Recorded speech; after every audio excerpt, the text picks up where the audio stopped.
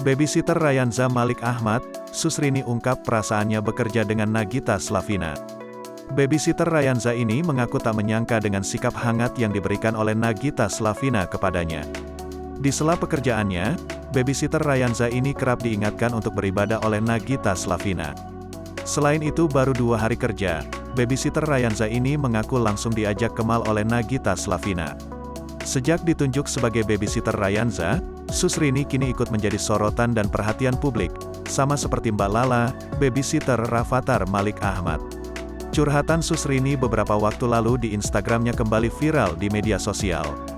Pemilik nama Rini Perdianti itu sempat mengungkapkan curhatannya di awal-awal bekerja dengan Raffi Ahmad dan Nagita Slavina. Susrini mengatakan bahwa ia langsung nyaman bekerja dengan Nagita Slavina, meski baru 2 hari kerja. Ia mengungkapkan, di hari keduanya bekerja, istri Raffi Ahmad itu langsung mengajak Susrini ke mall.